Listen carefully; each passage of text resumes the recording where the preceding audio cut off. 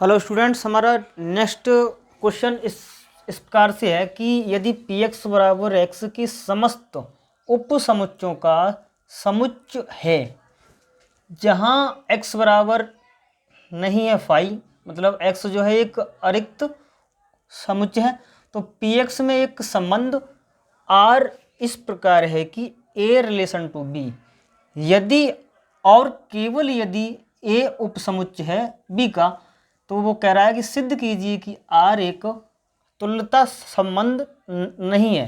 तो हमें यहाँ पर ये दिखाना है कि आर एक हमारा तुल्यता रिलेशन नहीं है। तो इसके लिए सबसे पहले हम देखेंगे या तो ये स्वतुल्य नहीं होगा, या सम्मित नहीं होगा, या संक्रामक नहीं होगा, या फिर तीनों में से कोई नहीं होगा, है ना। तो सबसे पहले स्वतुल्य चेक करते हैं हम।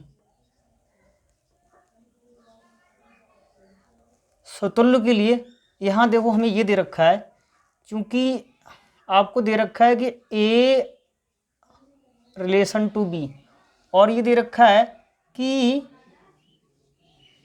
ए उपसमुच्चय है बी का, है ना। ये हमें दे रखा है इतना, है ना।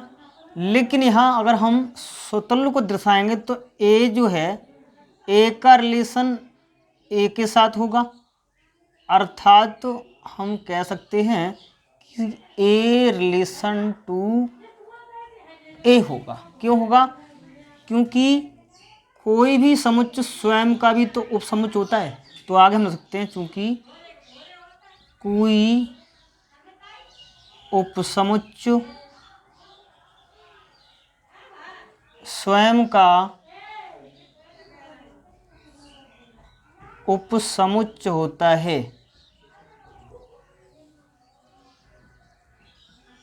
है ना, तो इसलिए हम कह सकते हैं आर एक स्वतुल्य है, स्वतुल्य संबंध है ना। तो आर स्वतुल्य तो हो गया। अब हम देखते हैं ये सम्मित होगा या नहीं होगा। तो सम्मित के लिए क्योंकि यहाँ दे रखा है कि ए उपसमुच्चय है बी का, इसका मतलब है ए का रिलेशन बी के साथ है ना।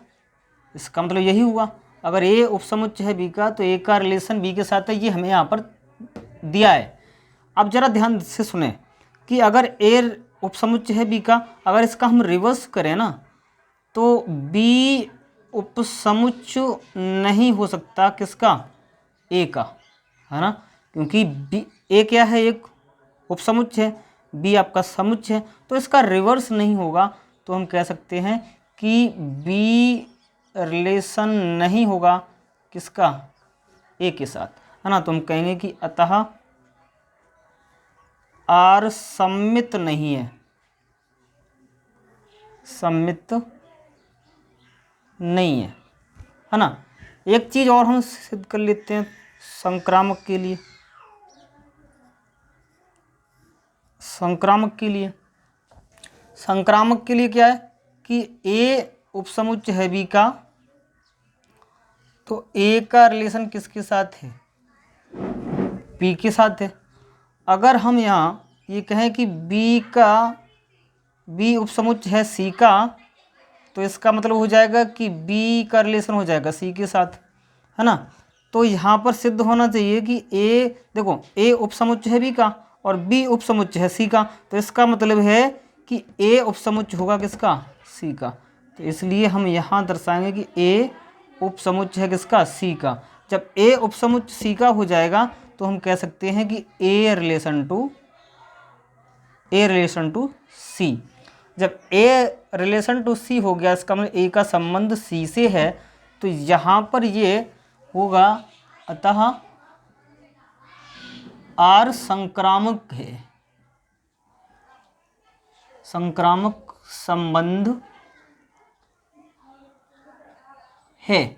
अब यहाँ हमारी यहाँ पर तीन कंडीशन में स्वतुल्य हो गया लेकिन सम्मित नहीं है, तो हम यहाँ कह सकते हैं कि इसलिए आर तुल्यता संबंध नहीं है, संबंध नहीं है, ठीक है ना। तो इस प्रकार से ये आपका ये प्रश्न हुआ, है ना। इसे आप नोट करें, फिर हम इम्पोर्टेंट एक नेक्स्ट प्रश्न कराते हैं।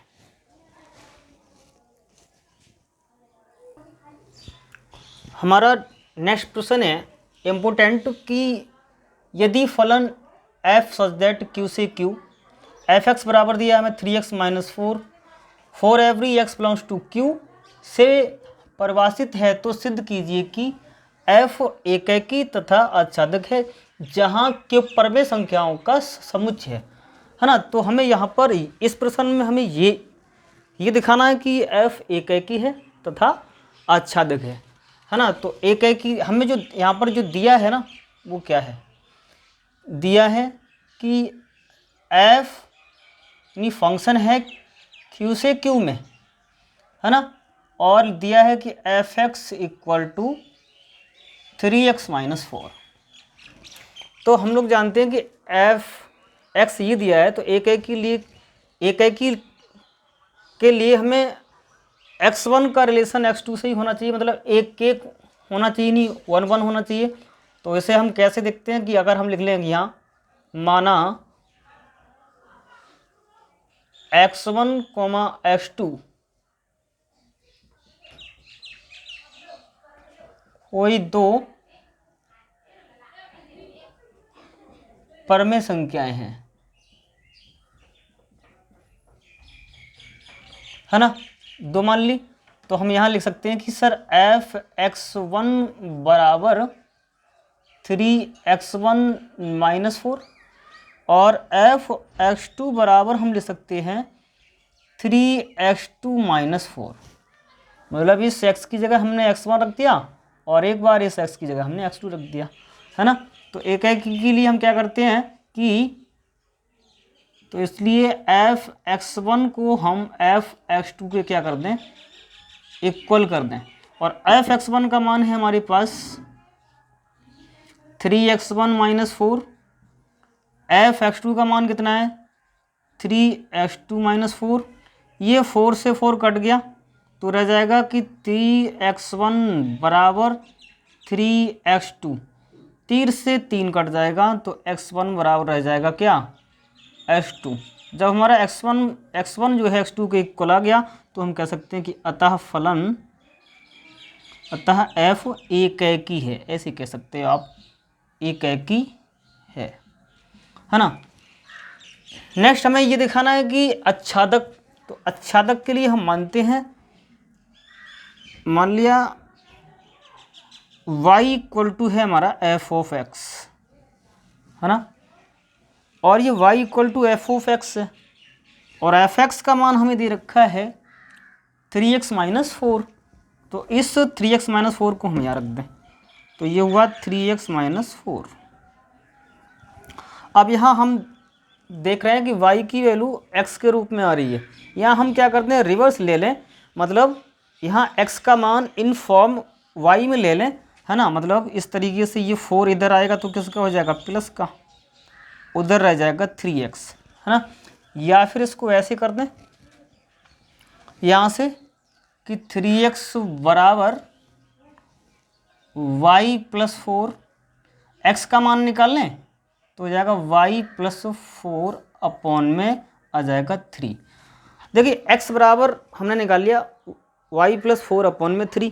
अब ये x का मान इसी फलन में अगर हम रख दें और हमारा भी लौट के y आ जाए तो हम समझ लो यहाँ पर ये निष्कर्ष निकल आएगा कि एफ एक्स एक आच्छादक है।